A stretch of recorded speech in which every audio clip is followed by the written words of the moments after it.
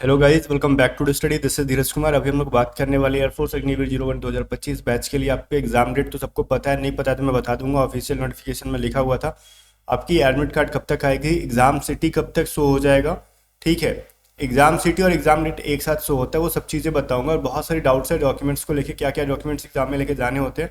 इसके अलावा कुछ और इंपॉर्टेंट चीज़ है, बहुतों को नहीं पता, जिसने एक्स एंड वाई दोनों से फिल कर रखा है, उसका एग्जाम किस तरीके से होगा, ठीक है। और मान लो किसी एक चीज़ में फेल हो गए, किसी एक में सिलेक्शन हो गया, तो उसका क्या प्रोसेस है, पूरा डिटेल में इस वीडियो के अंदर बता दूंगा। छोटी सी वीडियो होगी, बहुत बड़ी वीडियो नहीं होगी, तकरीबन 8-9 मिनट की वीडियो होगी। इसमें पूरा डिटेल कवर कर दूंगा मैं आपको, ठीक है। तो चलो फिर इसको स्टार्ट करते हैं। और हाँ, प्रिपरेशन करते रहो, मॉक टेस्ट लगाते रहो।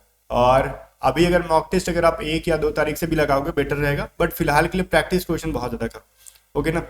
तो चलो, बाकी टेलीग्राम चैनल ज्वाइन कर लो, यहाँ पे कुछ इंपॉर्टेंट अपडेट्स देता हूँ। टेलीग्राम पे सर्च करो @A to Z स्टडी, मिल जाएगा चैनल आपको। और आगे बढ़ने से पहले मैं आपको कुछ प्रैक्टिस सेट के बारे में बताता हूँ, ऑफलाइन बुक के बारे में, जो कि चक्षु पब्लिकेशन की तरफ से 3 बुक्स है। आपने चाहे आपने एक्स एंड वाई दोनों से भर रखा हो, या फिर आपने एक्स ग्रुप से भर रखा हो, या फिर अपने वाई ग्रुप से, जिसको हम लोग साइंस या अदर देन साइंस कहते हैं। इसको हम साइंस कहते हैं और इसको अदर देन साइंस कहते हैं। तीनों के जो है ना प्रैक्टिस सेट आपको चक्षु पब्लिकेशन की तरफ से अवेलेबल करा दी जाएगी, जो कि लिंक डिस्क्रिप्शन में आप जाके बाय कर सकते हो। इन तीनों बुक की खासियत क्या मैं बताता हूँ आपको। तीनों में लगभग देखो, एक्स एंड वाई में 25 मॉक टेस्ट मिल जाएंगे, वाई में आपको 40 मॉक टेस्ट मिल जाएंगे, एक्स में 40 मॉक टेस्ट और वाई ग्रुप में आपको 50 मॉक टेस्ट मिल जाएंगे। इन बुक्स की खासियत ये है कि जब हम मॉक टेस्ट लगा लेते हैं मोबाइल में टाइमर लगा के, या फिर जो भी इस टाइमर लगाते हो, टाइमर लगा के मॉक टेस्ट लगाया करो। ये सारे क्वेश्चंस को आप एक एक करके डील करोगे, ठीक है। और डील करने के बाद पूरा जब मॉक खत्म हो जाता है, जो गिवन टाइम है हमारा, तो उसके बाद हम आंसर की मिला के कंप्लीट डिटेल सॉल्यूशन देखेंगे, और अपने जो है ना, जो भी क्वेश्चन है हमारा गलत है उसको करेक्ट करेंगे, और अपने इंप्रूवमेंट करेंगे अपने आप के अंदर। और इस तरीके से समझ में आएगा कि हमारी जो प्रिपरेशन है कहाँ पे कमी रह गई है, और लास्ट टाइम के लिए बहुत हेल्प होने वाली है इस बुक से आपको। क्योंकि जो क्वेश्चंस के मान लो समझ में नहीं आ रही है, उसका सॉल्यूशन दे रखा गया, तो अपने आप को इम्प्रूव करने का मौका मिल जाता है कि हाँ चलो इस तरीके से हमने बनाया, या फिर हमने बनाया तो अलग तरीके से बनाया, फिर भी आंसर गलत आता है, कहाँ पे गलती कर रहे थे, वो सब चीज़ें आपको इस बुक के अंदर देखने के लिए मिल जाएगी। तो ये तीनों बुक जो कि चक्षु पब्लिकेशन की तरफ से है, इनका लिंक मैं आपको डिस्क्रिप्शन दे दूंगा। आपने जिस ग्रुप से फिल कर रखा है, आप उसके लिए बाय करके प्रिपरेशन को बेस्ट कर सकते हैं। अब हम लोग आ जाते हैं एग्जाम डेट के ऊपर। देखो गाइस, एग्जाम डेट सबसे पहले देखो यहाँ पे लिखा हुआ था फ्रॉम 17 मार्च 2024 ऑनवर्ड, ठीक है। मतलब ये कह रहे हैं 17 मार्च से एग्जाम को स्टार्ट कर देंगे। तो गाइस 17 मार्च से क्या सबका 17 मार्च को हो जाएगा? नहीं, पॉसिबल नहीं है। 17 को 3 शिफ्ट में होंगे, A, B and C, date is A1, B1 and C1। 18 को होगा, डेट इज A2, B2 और C2।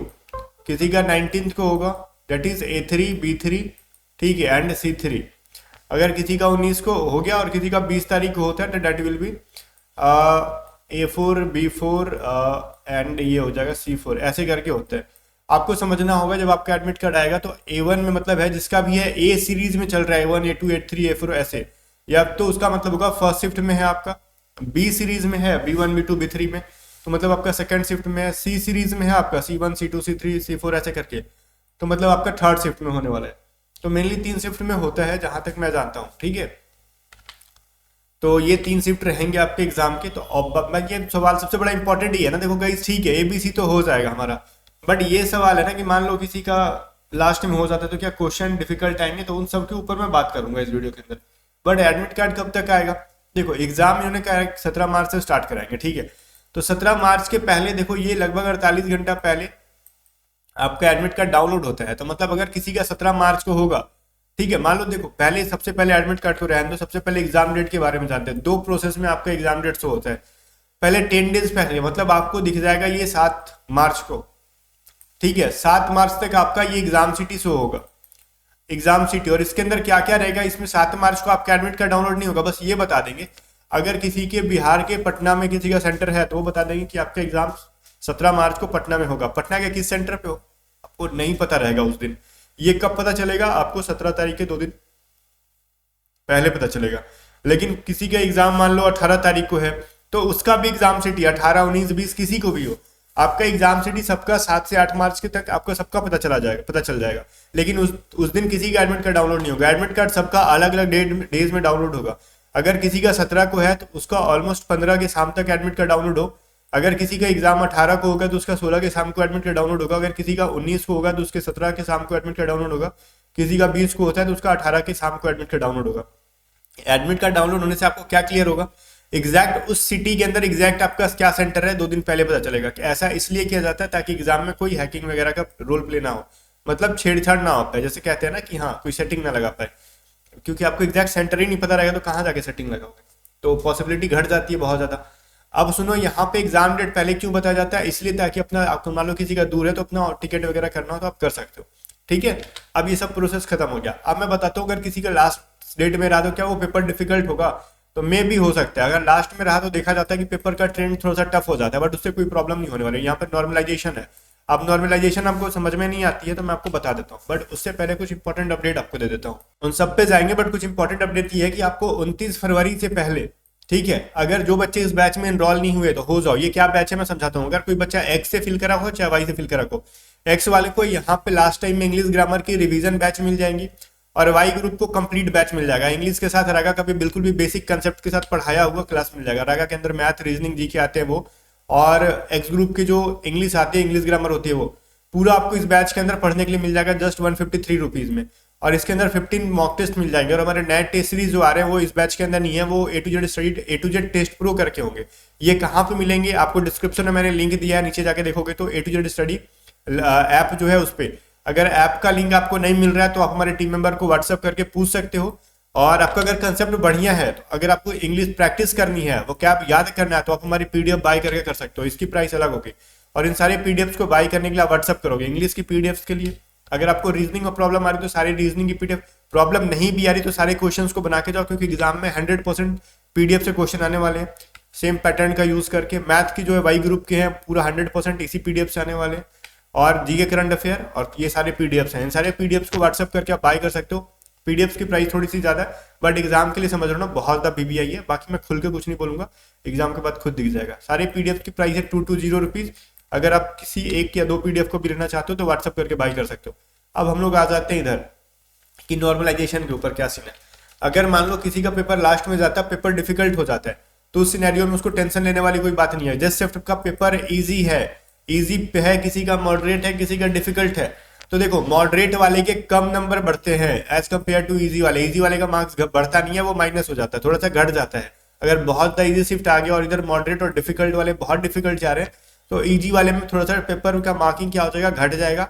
अगर नहीं भी घटा तो मॉडरेट वाले और डिफिकल्ट शिफ्ट वाले मार्क्स बहुत ज्यादा बढ़ के इनके वैल्यू के बराबर कर दिए जाते हैं।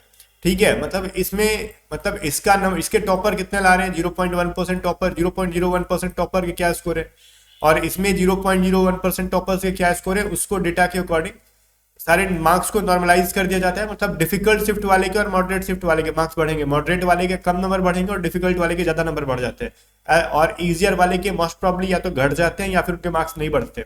ठीक है, और उसके बाद जो बढ़ा हुआ मार्क्स होगा डेट इज नॉर्मलाइज मार्क्स। ठीक है, नॉर्मलाइज मार्क्स के ऊपर आपकी कट ऑफ बनती है, तो आपने क्या स्कोर किया उसके बारे में आपको ज्यादा सोचने की बात नहीं है। अब एक लास्ट क्वेश्चन था आपका, अगर आपने एक्स एंड वाई दोनों से फिल कर रखा है तो सबसे पहले आपका इंग्लिश का पेपर होगा, मतलब जो आपने एक्स एंड वाई कर रखा है, तो उसके कुछ सेकंड बाद आपको मैथ या फिजिक्स दिया जाएगा। उसके बाद अगर मैथ देते हैं तो उसके बाद फिजिक्स देंगे, तब आपका रागा होगा। ठीक है, अगर मान लेते किसी का एक्स ग्रुप में अगर प्रिपरेशन अच्छा नहीं है तो मैथ और फिजिक्स को ना आप मतलब कहते हैं ना कि मतलब इग्नोर भी कर सकते हो, लाइक कुछ भी आंसर कर दो अगर आपको नहीं पढ़ा आपने बिल्कुल तो। बट आपको इंग्लिश के अंदर और रागा के अंदर बहुत अच्छा परफॉर्म करना होगा, जिसकी वजह से आप मैथ या फिजिक्स में फेल हो जाओगे, इंग्लिश में पास हो जाओगे, रागा में पास हो जाएंगे। इन दोनों में अगर अच्छा मार्क्स आता है तो आपका सिलेक्शन वाई ग्रुप से हो जाएगा। ठीक है, तो अब दूसरा कंडीशन नहीं हो सकता, अगर आपने एक्स एंड वाई दोनों से फिल कर रखा है, आपका वाई का प्रिपरेशन नहीं है, एक्स की बहुत अच्छी है, तो अगेन आपको इंग्लिश मिलेगा, मैथ मिलेगा, फिजिक्स मिलेगा, रागा मिलेगा। ठीक है, रागा मिलेगा आपको। तो अब इस सिनेरियो में क्या होगा भाई, आपको इंग्लिश मैथ फिजिक्स में बहुत अच्छा परफॉर्म करना होगा। अगर रागा खराब है तो आप मनमौजी कर सकते हो।